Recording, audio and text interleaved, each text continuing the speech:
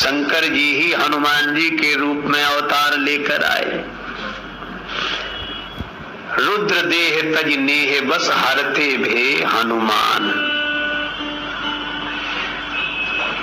शंकर जी क्यों बने? कथा बड़ी प्रसिद्ध है।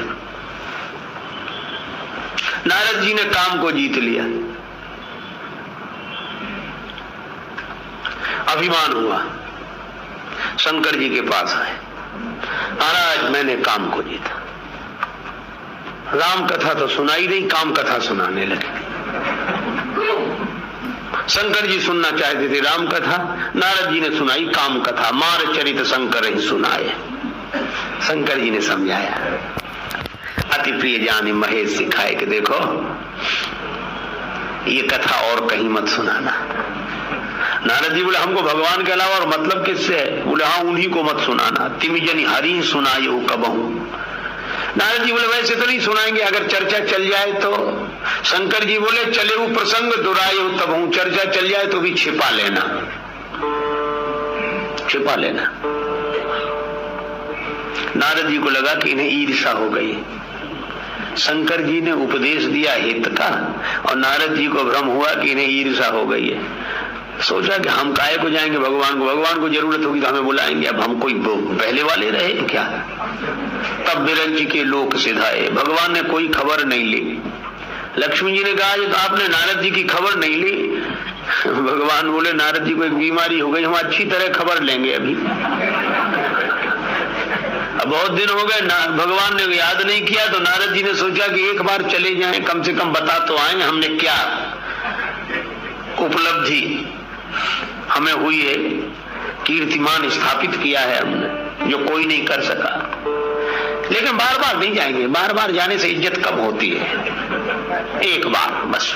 इसीलिए गोस्वामी जी लिखते हैं एक बार करतल बर बीना गावत हरि गुण गान प्रवीणा क्षीर सिंधु गवने मुनिनाथा क्षीर सिंधु गवने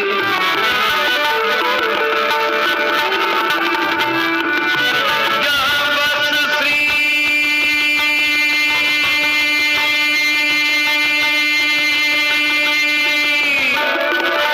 निवास श्रुति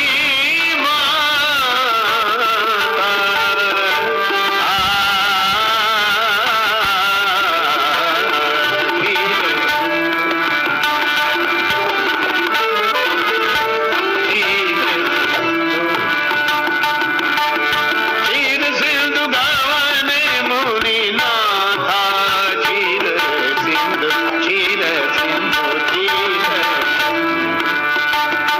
नारद जी वीणा बजाते हुए भगवान का गुण गाते हुए गए। भगवान ने नारद जी को प्रणाम नहीं करने दिया, हरसी मिले उठी रमाने के हृदय से लगाया, चरणों में नहीं। नारद जी भी समझ गए कि भगवान भी समझ गए कि पुराने वाले नारद नहीं रहे हैं, अब इन्हें प्रणाम की क्या जरूरत है। इसीलिए मिल रहे हैं क्योंकि बराबरी वाले तो मिलते ही। भगवान तो बड़े कौतुक, नारद जी नीचे बैठने लगे, भगवान बोले वहां नहीं, यहाँ बैठे आसन ऋषि समेत। भगवान ने तीसरा व्यंग किया, बहुत दिनन कीनी मुनि दया, मुनि बहुत दिनों में दया की। भगवान का व्यंग यह था कि पहले तो आप दर्शन करने आते थे, अब तो दया ही करने आए होगे, दर्शन की तो अब तुम्हें जरूरत है नहीं, कहाँ रहे? और भगवान का व्यंग और भी था, कहेंगे नारद जी हम लोग तो गृहस्थ हैं, लक्ष्मी जी के संग सैया पर पड़े, पर आप तो महात्मा हो। अरे आप महात्मा? नारद जी को भी लगा हाँ मैं महात्मा, मैं कोई संसारी हूं, मैं महात्मा। महात्मा होने का अभिमान हो जाए तो भगवान भी गृहस्थ दिखते हैं।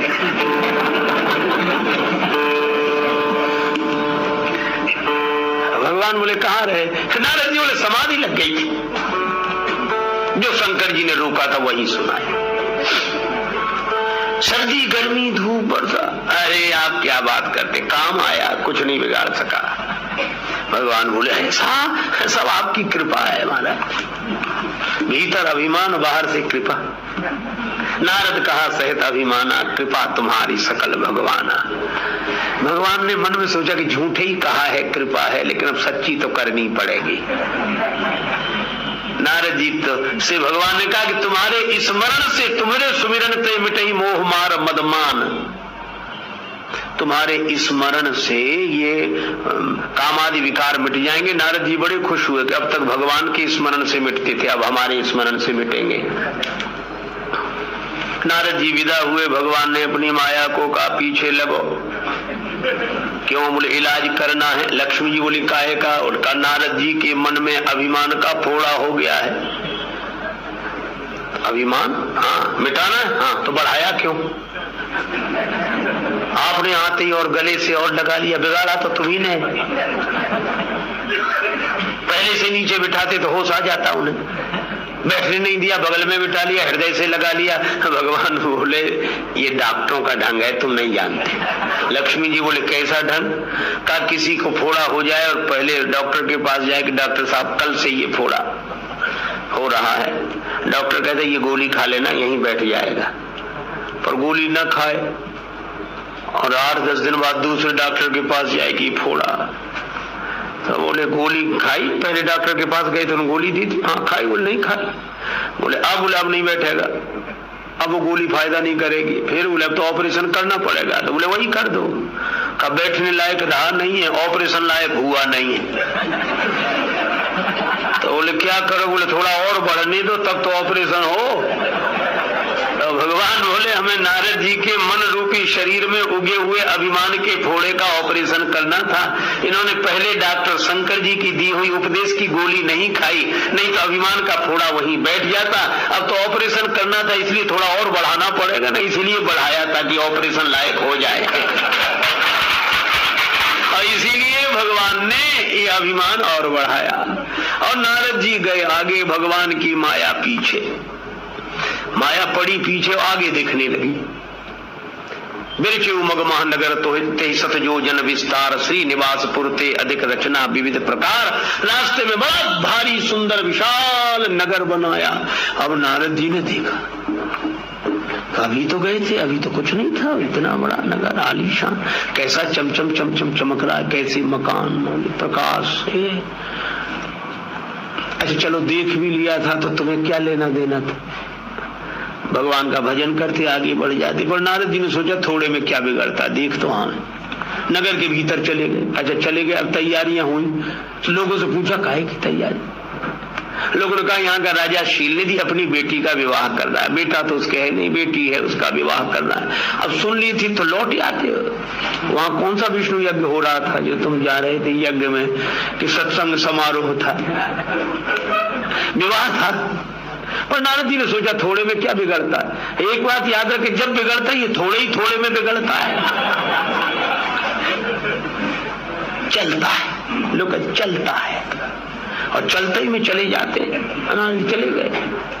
राजा ने स्वागत किया, अपनी बेटी को बुलाया। महाराज इसका हाथ देखो। हाथ देखें कि चेहरा देखते ही रह गए। अब देख रूप मुनि बिरति बिसारी। अब यहाँ बड़ा सुंदर संकेत है, बिरति बिसारी, वैराग्य बिसरा, मिटा नहीं। वैराग्य का विस्मरण ही हुआ था, लेकिन गड़बड़ी क्या हुई, जितने में वैराग्य विस्मरण उसी समय संभलते नहीं संभले। बड़ी बार लगी रहे निहारी, बड़ी देर तक देखते रहे। कहा महाराज उधर नहीं इधर देखो। हाँ बोले इधर देख लिया, अब इधर ही देख रहे हैं। सारे सद्गुण हैं, मन में तो छिपा के रख लिए। जो लक्षण भगवान के थे वही उसकी हस्तरेखा में थे। उसका संकेत है कि माया है, माया तो मायापति की ही होगी, भगवान की होगी, काहे को। पर नारद जी ने सोचा कि विवाह हो जाएगा तो हम ही भगवान हो जाएंगे, हमारे भगवान होने में इतनी कसर है। समुद्र ने लक्ष्मी सौंप दी और ये हमें विश्वमोहिनी सौंप देंगे। लक्ष्मी मिल गई तो हमारे नारायण होने में तो कोई कसर है ही नहीं, ना से नारद ना से नारायण, और ये लक्ष्मी बात। लेकिन अब ये रूप तो उनकी तरह नहीं है, क्या करें। तो भगवान की बड़ी प्रार्थना की, भगवान प्रकट हो गए। वो तो तमाशा देखना ही चाहते थे। किसी ने कहा कि आप क्या देखने जा रहे हो? भगवान बोले नारद जी गए थे तमाशा देखने, हम नारद जी का तमाशा देखने जा रहे हैं। प्रगटे प्रभु कौतुकी कृपाला, प्रभु विलो की मुनि नयन जुड़ाने, अब तो काम बन जाएगा। भगवान बोले कहो नारद जी कैसे याद किया? बोले एक जरूरी काम आ गया। भगवान मन में हंसे, कल काम जीत कर आए थे, आज काम आ गया। विवाह की इच्छा हो गई है। भगवान बोले बड़ा सुंदर विचार है, हमारे लायक कोई सेवा? बोले अपना रूप दे दो सुंदर। भगवान बोले ऐसा? अब भगवान ने सोचा कि सुंदर बनावे कि ना बनाए। सुंदर बने झंझट में फंसे, और नारद जी अभी नशे में है, नशा उतरेगा तो आज हमारे हाथ जोड़ने के विवाह करा दो, और जब विवाह का नशा उतरेगा तो हम कोई गाली देंगे कि इन्होंने फंसा दिया, हम तो बड़े मजे में थे। तो भगवान सोचने लगे क्या करें। तब तक नारद जी के मुंह से निकला जीवित होए नाथ हित मोरा। क्या सोच रहे हो? जिसमें हमारा हित हो सो करो। भगवान बोले बन गई बात। नारद तुम्हारा जिसमें परम हित होगा सो हम करेंगे। नारद जी ने भी सोचा कि बन गई बात। भगवान बोले कुपथ्य मांगता है रोगी वैद्य नहीं देता, ऐसे ही मैं तुम्हारा हित करूंगा। पर नारद जी तो तब तक सोच रहे थे कि हमारा विवाह ही हो रहा है। और मुनि हित कारण कृपा निधाना, दीन कुरूप न जाई बखाना। भगवान ने नारद जी को बंदर वाला चेहरा दिया, बंदर बना दिया। और बंदर का चेहरा किसी ने देखा नहीं। नारद जान सबई सिरुनावा, लेकिन एक तो भगवान ने देखा होगा वो जो रूप दिया है उन्होंने, और दूसरे नारद जी ने बाद में देखा था, पुण्य जल दीख रूप निज पावा। और दो और थे देखने वाले, शंकर जी के गण। ये शंकर जी ने मानो अपने गुप्तचर लगा रखे थे पीछे गणों को, कि नारद जी को रोका है, ये बिना कहे मानेंगे नहीं, तुम पीछे लगे रहो और आंखों देखा हाल एक एक समाचार हमें सुनाते रहो। रुद्रगणों ने कहा गजब हो गया, नारद जी विवाह कर रहे हैं, भगवान से सुंदरता का वरदान लेने आए थे और बोले हमारा हित हो सो करो। और भगवान ने नारद जी का हित करने के लिए उन्हें बंदर बना दिया। शंकर जी ने कहा तुमने देखा? बोले अभी कहते हैं भगवान से। रुद्रगणों ने भगवान से कहा कि नारद जी का बंदर वाला चेहरा हमको भी दिखना चाहिए। भगवान बोले ये गोपनीय मामला है, सीक्रेट मामला है। रुद्रगण बोले कितनी सीक्रेट मामला हो, हम तो संवाददाता हैं, कितनी गोपनीय मामला हो, हमें तो। और सीधे शंकर जी से संपर्क स्थापित किए हुए केंद्र से हमें तो सूचना देनी है। बोले अच्छा तो तुम भी देखो। अब रुद्रगणों ने वो चेहरा देखा। शंकर जी बोले इस मन में सोचा कि इसका मतलब है तो भगवान जिसका हित करना चाहते हैं उसे बंदर बना देते हैं। जिसका हित करना चाहते हैं, क्योंकि नारद जी ने कहा हमारा हित हो सो करो, और भगवान ने बंदर बना दिया। तो भगवान जिसका हित करना चाहते हैं उसको बंदर बना देते हैं। लेकिन अभी तो ये बात अनुमान की है, प्रमाण भी तो मिले कि हित क्या हुआ। और हित हुआ, नारद जी गए, सब राजा इकट्ठे थे, नारद जी भी सभा में जाके बैठे। रुद्रगण कहे कि आप देखो चाहे मत देखो, विवाह तो आपका पक्का, आप जैसी सुंदरता तो कहीं है ही नहीं। दूसरा कहता कहां से मिली ये सुंदरता? नारद जी बोले भगवान ने दी। रुद्रगण बोले वही हम कहेंगे, ऐसी सुंदरता तो वही दे सकते हैं, और कौन दे? पक्का आपका विवाह। विश्व मोहिनी माला लेकर आई, पुनी पुनी मुनि उकसही अकुलाही। नारद जी एक बार खड़े हो जाए ताकि विश्व मोहिनी देख ले, फिर बैठ जाएंगे। रुद्रगण बोले बैठो बैठो, आप बैठो यही। पर विश्व मोहिनी ने कारुण लखा सो मरम चरित विशेखा, सो स्वरूप नृप कन्या देखा। विश्व मोहिनी ने देखा तो मरकट वदन भयंकर देही। कपि भी नहीं लिखा, कपि कहने में भी थोड़ा मृदुल भाव मधुर है। कपि नहीं, मरकट, मारकाट मचाने वाला हो जैसे बंदर। मरकट बदन भयंकर देही। उसको लगा ये भी आए हैं माला की चाह। स्वयंवर में देखत हृदय क्रोध भाते ही। और इसलिए नारद जी की कौन कहे, जय दिस बैठे नारद फूली, सो दिस ते ही न बिलो की भूली। विश्व मोहिनी ने उस दिशा में ही नहीं देखा जिधर नारद जी बैठे थे। शंकर जी को समाचार मिला। शंकर जी बोले बस यही हित हुआ।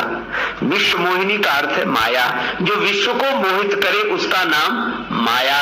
और ये माया सबको व्यापती है, लेकिन जो भगवान का बंदर बन जाता है उसकी तरफ तो देखती तक नहीं है, व्यापने की कौन कहे, देखती भी नहीं। और नारद जी की दिशा में जो और राजा बैठे थे उनकी तरफ भी नहीं देखा।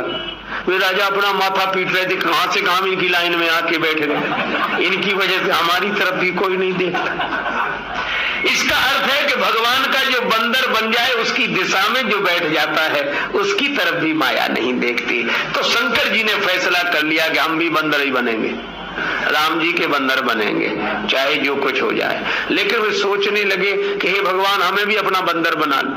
और बंदर बनाने का मतलब फिर जैसे नचाओ वैसे नाचेंगे, हम सेवक बन के रहेंगे, अब बंदर बनाओ। भगवान बोले मौका आने दो। बोले मौका नारद जी का तो आ गया। भगवान ने कहा कोई बात नहीं, नारद जी को विश्व मोहिनी के कारण बंदर बनना पड़ा। और शंकर जी बोले हम। भगवान बोले तुम मोहिनी के कारण बंदर बनोगे। मोहिनी अवतार हुआ था भगवान का। जब समुद्र मंथन हुआ और अमृत पाने के उसमें देवता और राक्षस लड़ने लगे तो भगवान ने मोहिनी रूप में अवतार लिया। असुर मोहित हो गए। भगवान ने कहा तुम्हें भी देंगे। अमृत पिला दिया देवताओं को, मदिरा पिला दी राक्षसों को।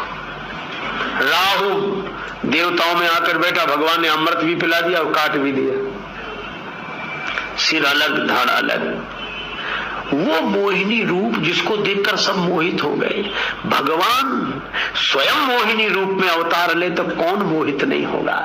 जब भगवान का चमत्कार व्यक्ति के मन को मोहित कर देता है और जब भगवान स्वयं चमत्कार बनकर आए तो कौन मोहित नहीं होगा। और इसीलिए भगवान जब किसी में सौंदर्य का चमत्कार पैदा करते हैं उसे देखकर जो मोहित होता है उसका नाम जीव है। और जब भगवान स्वयं सुंदरता का चमत्कार लेकर प्रकट होते हैं उन्हें देखकर जो मोहित होता है उनका नाम शिव है। शंकर जी ने कहा कि आप अपना वही मोहिनी रूप दिखाओ। भगवान बोले मत देखो, विश्व मोहिनी की याद कर लो, नारद जी की क्या दशा हुई थी। शंकर जी बोले कैसे? बोले मोह में पड़ जाओ, उसका नाम ही मोहिनी है। बोले हम नहीं पढ़ेंगे। क्यों? अरे हम जैसा जानकर हम जान रहे हैं कि आप भगवान हो, हम जान रहे हैं कि आप ये हो।